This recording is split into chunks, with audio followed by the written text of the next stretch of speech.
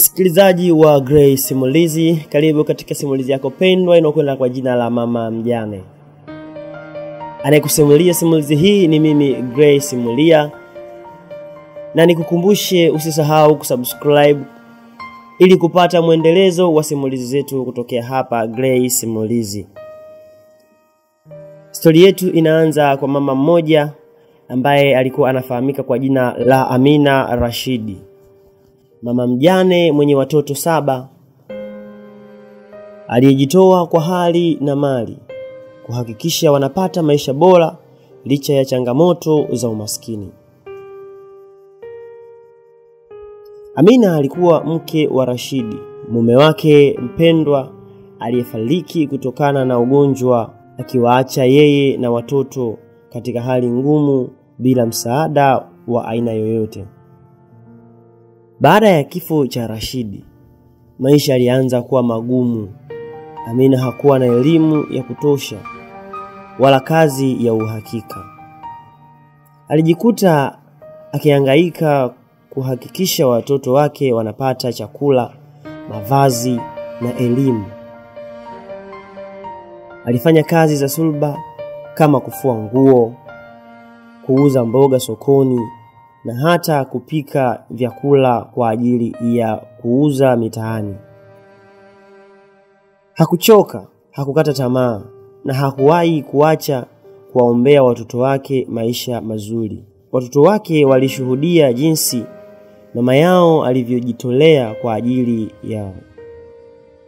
Walienda shuleni wakiwa na njaa, wakavaa mavazi yaliyotoboka, lakini Amina aliwafundisha kitu kimoja: maisha ni mapambano na elimu ndio silaha yao pekee.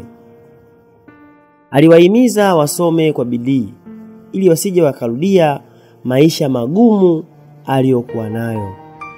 Msikilizaji wa Gray Simulizi, usiache kusubscribe ili kuweza kuendelea kupata simulizi kutoka hapa Gray Simulizi. Na ninayekusomea simulizi hii ni mimi Gray Simulia. Tuendelee na simulizi yetu ya Mama Mjane. Miaka ilipita, watoto wa Amina walikuwa huku wakiona mateso na kujitolea kwa mama yao.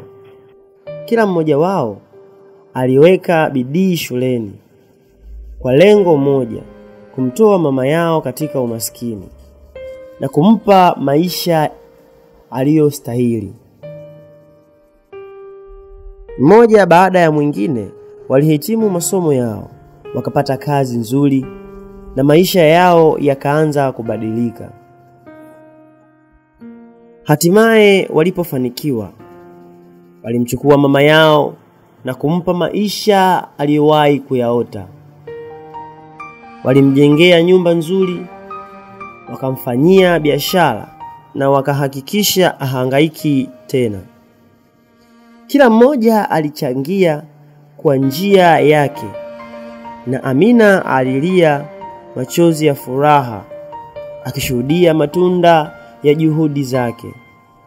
Alikuwa mama aliyepambana kwa ajili ya watoto wake, na sasa watoto wake walikuwa tayari kupambana kwa ajili yake.